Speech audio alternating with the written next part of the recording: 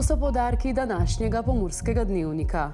Na Kocljevi ulici v Murski Soboti so danes slovesno otvorili prenovljene prostore centralne lekarne. Nedokončane kolesarske poti po Slovenskih goricah. S predsednico Društva prijateljev mladine Murska Sobota o zdravstvenem letovanju otrok v Baški. Maturanti v središču Murske Sobote zaplesali četvorko. In še vreme, jutri bo večinoma oblačno.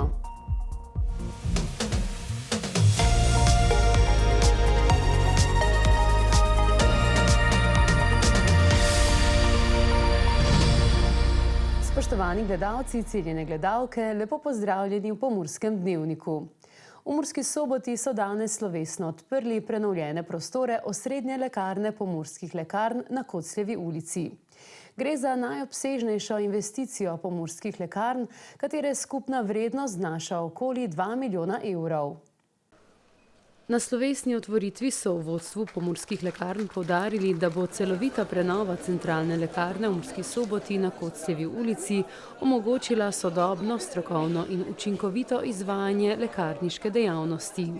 Pridobitev je avtomatizirano skladišče zdravil, ki prinaša zdravila na mesto izdaje, potem dežurna prostorna soba, oficina, ki je svetla in omogoča moderno delovanje lekarniške dejavnosti.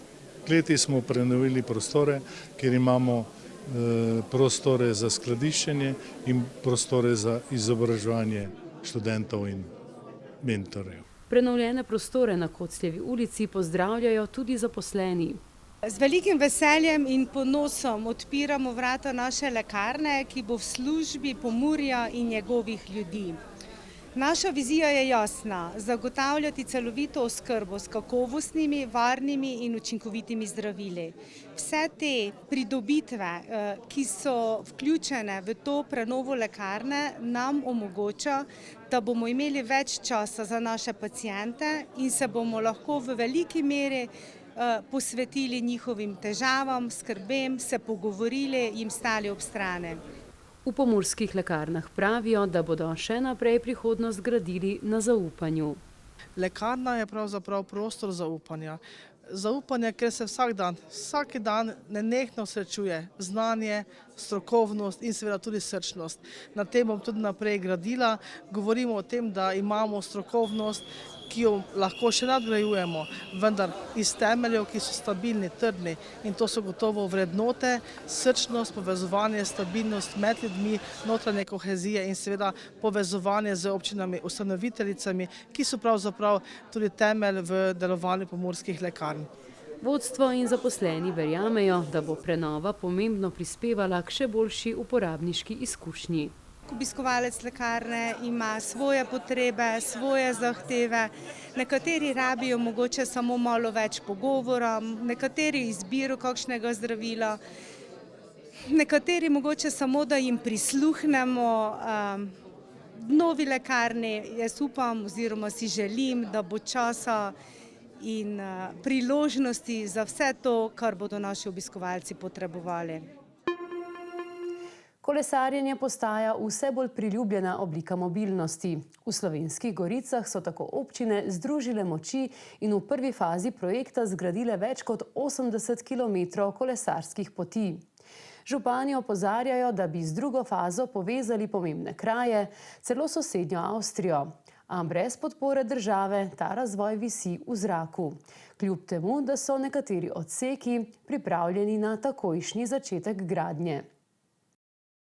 Projekt 10 občin Slovenskih goric je v prvi fazi prinesel kar 85 kilometrov kolesarskih poti, a druga faza, ki bi pomenila širitev in povezave s sosednjimi regijami, za zdaj ostaja negotova. Naša želja je, da bi še nadaljevali v tej finančni perspektivi drugo fazo, tako da bi lahko povezali kolesarske poti iz Slovenskih goric z sosednjo Avstrijo. Tam, kjer kolesarske mreže ni, morajo kolesarji ubrati najnevarnejše ceste. So kar urejene, ampak ponekod še pa manjka. So predeli ponekod so, pa ni, pa spet je, pa ni. Ne? Tako da ni povezano. Kako rešujete tam, ko ni? Ja, glavna cesta. Drugače ne gre. Ne? Moram reči, no, da je za nas rekreativce kar urejeno. No. Čeprav je pa res v mestu neugodni tereni, ampak potem, ko spoznaš pot, pa si tam malo bolj pazljiv. Ne. V kolesarskem klubu TBP Lenart urejanje kolesarskih stez vidijo kot ključen za varnost in razvoj rekreativnega kolesarstva. Absolutno je to eden sigurno najboljših projektov, kar se tiče rekreativnega kolesarstva. Saj vemo, da je na cesti vse večja hektika, sploh popoldne se z otrokom nemogoče peljati po cesti. Tako da smo bili zelo veseli, ko smo izvedeli, da se ta projekt nekako naj bi začel v Lenartu, že mislim leta 2019, in smo tudi aktivno pristopili k se pravi samemu načrtovanju, koliko je seveda pač bilo v naši moči. Na potrebo po izgradnji ostalih kolesark opozarja tudi župan občine Sveta Ana, kjer so se že v prvi fazi odrekli določenemu delu trase zaradi pomanjkanja sredstev. Za katere imamo narejene projekte, pa je spet zmanjkalo sredstev. Zdaj kaže, da na celotni državi pomen kolesarske poti nekako v upadanju in to je zaskrbljujoče za našo regijo. Breznik poudarja, da ima urejena in povezana mreža kolesarskih poti širši pomen. Kolesarske poti kot vsa druga infrastruktura napolno zaživi, če je celovito urejena med pomembnejšimi krajami. Na Ministrstvu za infrastrukturo za zdaj končne odločitve še ni. V občinah pa opozarjajo, da bi lahko nekatere odseke začeli graditi takoj, saj je za njih že vse pripravljeno. Da bi vsaj ta del, kjer je papirologija zložena, načrti so, revizija je bila, zemljišča so pridobljena, da bomo uspeli pridobiti finančna sredstva in opraviti razpis, izbrati izvajalce in to zgraditi. Usoda enega največjih kolesarskih projektov v severovzhodni Sloveniji bo znana predvidoma še to poletje. Župani in uporabniki pa si želijo, da bi država vendarle prepoznala dolgoročne koristi trajnostne mobilnosti. Šolsko leto se počasi zaključuje, približujejo se počitnice in tudi letos bodo počitnikarji letovali v Baški. Več o tem nam bo povedala naša gostja, predsednica Društva prijateljev mladine Murska Sobota, Lili Milošević. Lepo pozdravljeni. Lepo pozdravljeni, Miša. Odprte so prijave za letovanje otrok in šolarjev 2025. Tako je. Včeraj so prijavnice za zdravstveno letovanje v okviru upravne enote Murska Sobota romale k pediatrom, k zdravnikom, ki jih že veselo izpolnjujejo za vse tiste, ki želijo z nami v Baško. Do kdaj so odprte prijave in kakšni so pogoji? Pogoji so dva vpisa v zdravstveni karton. Zdravniki točno vedo, za katero obdobje gre, v glavnem za obdobje enega leta oziroma nekaj manj. Prijave pa so odprte do 6. junija, to je petek, kar dolgi čas damo, vendar s tem, da nekako apeliramo na zdravnike, da povedo staršem, da jih čim prej prinesejo do nas zaradi organizacijskih zahtev, da potem lahko mi se pripravljamo na Baško naprej. Kakšna je cena za letovanje?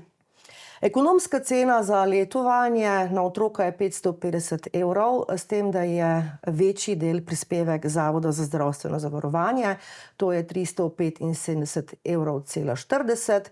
Prispevek staršev tako znaša 174,60 €. Za tiste starše, ki seveda to zmorejo. Starši, ki ne zmorejo pokriti te cifre, imajo potem na podlagi dokumentacije, ki jo dostavijo nam, možnost in pravico, da dobijo pokriti tudi ta del z pomočjo fundacije Pomežik soncu, se strani naše centralne organizacije, to pa je Zveza prijateljev mladine Slovenije. Letovanje v Baški je organizacijsko kar zahteven zalogaj, pomagajo vam tudi prostovoljci. Je še kaj prostora za nove obraze? Vedno je prostor in tudi želja za nove obraze. Vsekakor odhajamo z tako velikim številom otrok, kot je to v Baški, dobro pripravljeni in organizirani. Izvajamo letovanje organizirani tako, da imamo manjše skupine otrok. Otroci so stari od 5. in do 19. leta. In zelo toplo in prisrčno vabimo na sodelovanje voditelje, ki morajo biti polnoletni, ki morajo imeti nekaj izkušenj pri delu z otroci, včasih si to nabirajo v okviru različnih društev. Tako da lahko potem mi nadaljujemo z kvalitetnim procesom priprav na Baško in izvedemo seveda naše letovanje v splošno zadovoljstvo vseh, kot otrok, tudi naših voditeljev, ki so prav tako mladi večinoma. Na letovanje v Baški imamo res lepe nostalgične spomine. Veliko otrok zaradi tega prvič ali pa morda edinokrat vidi morje.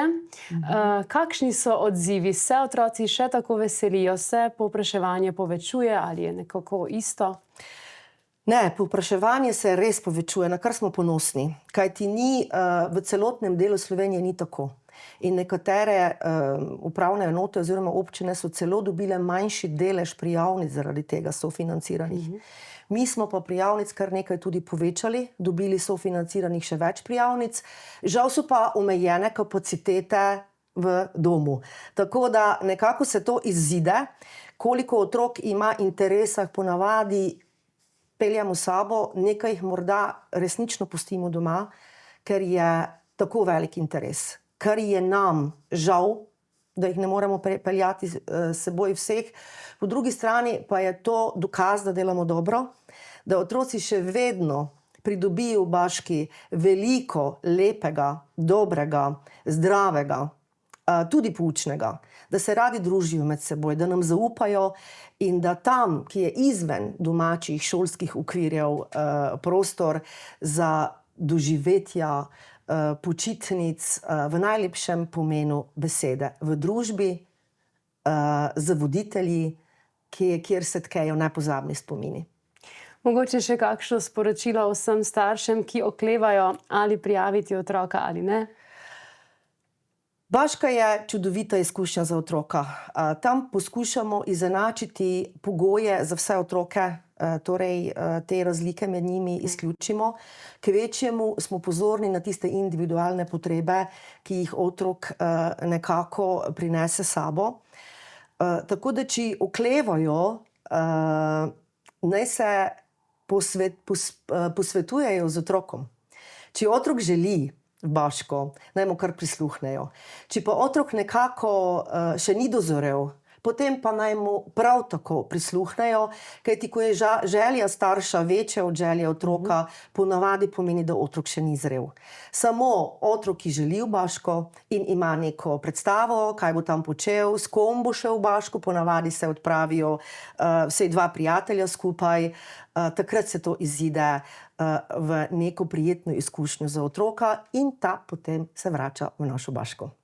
Lili Milošević, verjamem, da vam bo tudi letos uspelo pripraviti nepozabno letovanje v Baški in želimo vam čim več nasmejanih otroških obrazov, pa seveda tudi nepozabnih izkušenj vsem, ki bodo pomagali pri tem lepem projektu. Najlepša hvala za povabilo in hvala za dobre želje. Maturanti so točno opoldne v več krajih po Sloveniji zaplesali četvorko in se tako simbolično poslovili od srednje šole. Ob spremljavi Štravsove melodije so se zavrteli tudi dijaki v središču Murske Sobote. Maturantsko ulično četvorko organizirajo že od leta 2002, ko so maturanti prvič istočasno zaplesali v 7 mestih. Plesna zveza Slovenije je letos koordinirala ulično četvorko v Sloveniji, na Slovaškem in v Srbiji. Opoldne so tako istočasno zaplesali maturanti v 34 evropskih mestih, tudi v Murski Soboti. V Sloveniji so plesali še v Ljubljani, Mariboru, Novem mestu, Novi Gorici, Velenju, Ajdovščini, Lendavi, Ljutomeru, Postojni, Ilirski Bistrici, Tolminu, Slovenskih Konjicah, Sežani, Litiji, Kočevju in na Ptuju. Največ plesalcev se bo zavrtelo v Ljubljani, kjer organizatorji pričakujejo okoli 2500 maturantov oziroma 4000 udeležencev. Maturantska ulična četvorka je edinstven evropski projekt, ki preko glasbe in plesa povezuje mlade Evrope. Mladi pa se na ta način simbolično poslovijo od srednje šole.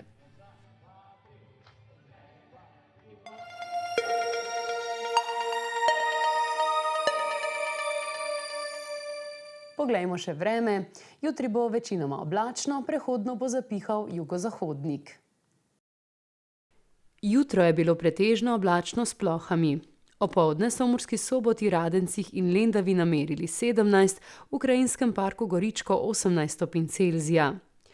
Jutri bo večinoma oblačno, plohe in nevihte bodo pogostejše, pojavljali se bodo nalivi. Prehodno bo zapihal jugozahodnik. Jutranje temperature bodo od 10 do 15, najvišje dnevne od 16 do 22. Najnižje jutranje temperature v severovzhodni Sloveniji bodo v Murski Soboti, Mariboru in na Ptuju 11, najvišje dnevne okoli 22 stopinj Celzija. V petek bo večinoma oblačno s padavinami, v soboto pa se bo spet zjasnilo. Temperature se bodo v naslednjih dneh zjutraj gibale med 6 in 12, čez dan pa med 12 in 23 stopinj Celzija. To je bilo za danes vse, kar smo vam pripravili v naši osrednji informativni oddaji. Dogajanje v Pomurju lahko spremljate tudi na naši spletni strani ali socialnih omrežjih. Hvala za vašo pozornost in lep pozdrav!